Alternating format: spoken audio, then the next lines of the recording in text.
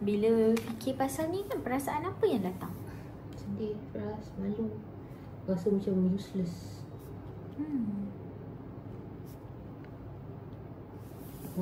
Marah kat dia, marah kat diri sendiri.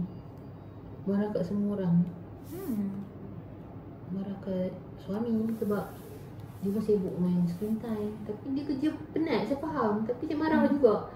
Saya rasa macam saya dengan anak ni, saya battle dengan orang. Tapi setiap kali saya fikir macam tu, saya akan ingat jasa suami saya lah. Bila keluar, mana-mana nak keluar, tempat yang susah, dia boleh jaga. Sebab anak saya ni kalau bawa dua-dua, kiri seorang ke kanan seorang. So suami saya boleh gerak laju.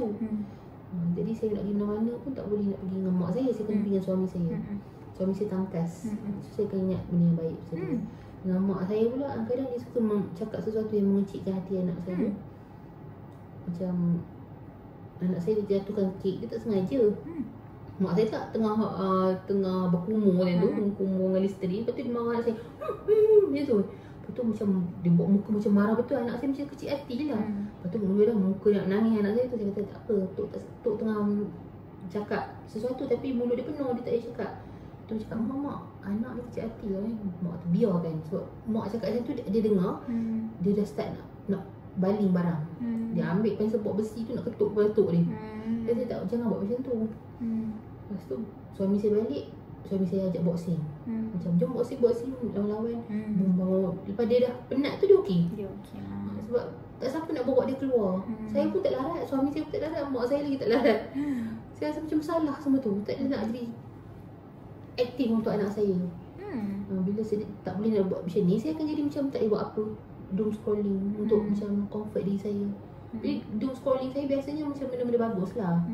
Benda-benda yang educated, parenting, psikologi.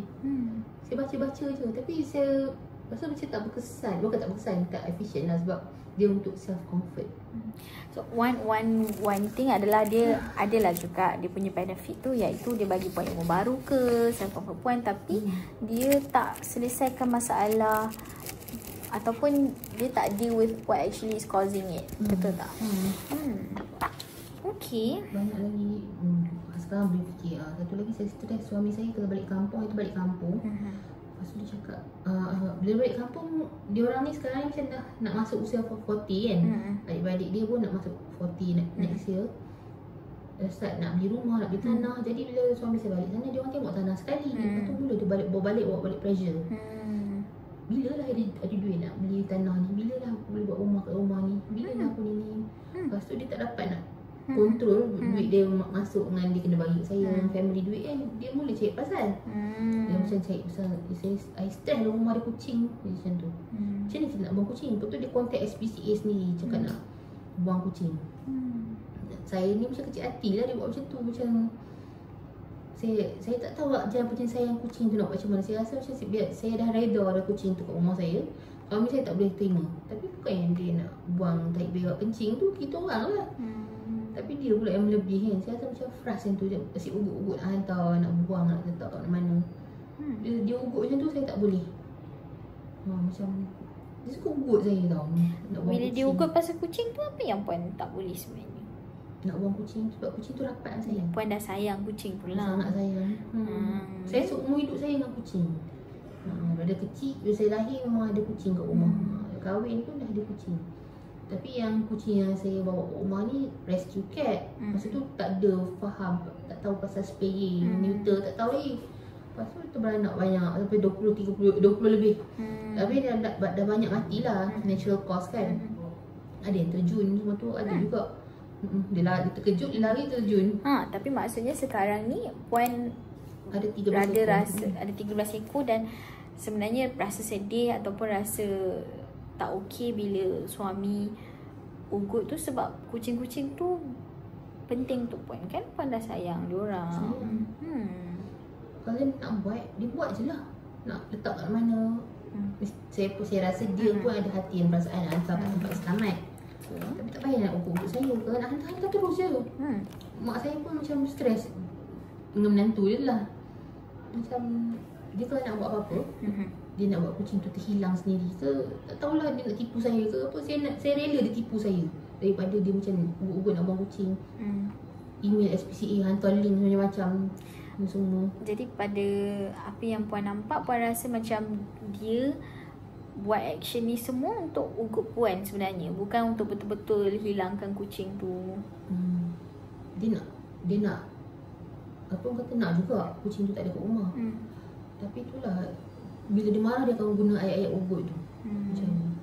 Dia tak boleh nak kontrol yang dia tak boleh beli tanah, tak boleh nak beli rumah. Jadi mulut dia macam cakap, stres lah rumah ni, rumah yang dia duduk tu lah. Sebab bukan rumah dia, maybe dia lelaki, dia nak ada rumah yang sendiri atas nama dia, dia nak dekor sendiri. Tapi rumah tu rumah mentua, jadi dia macam tak syok lah. Ini yang saya faham lah, yang saya rasa dia boleh Puan nampak lah. Nampak lah. Tapi yang Puan tak okey tu adalah bila dia guna ayat ugut-ugut tu lah. Kucing, kucing. Setiap kali balik kampung ke, mesti dia nak cakap pasal kucing. Kalau macam hari ni kan, Puan rasa okey tak? Macam sebab saya nampak sebelum ni pun Puan ada cakap juga pasal relationship dengan suami. Kadang bila nak cakap tu jadi takut jadi macam bertekak, ataupun penerimaan dia pun agak susah kan. Jadi untuk hari ni Puan okey tak kalau kita fokus on yang Puan kata pasal perfectionist trait ni, dan maybe next session kita boleh cakap pasal communication skill ke, cara untuk approach dia. Okey. Macam tadi bila Puan first cerita dengan saya lah pasal nak ajar anak kan, pasal dan ada kerisauan yang nanti akan something jadi diorang tak dia tak fokus ke, dan Puan rasa macam useless lah kan, dan banyak emosi yang datang. Kalau nak cakap pasal emosi ni kan, bila benda tu jadi, berapa peratus Puan rasa sedih macam yang kita buat dulu?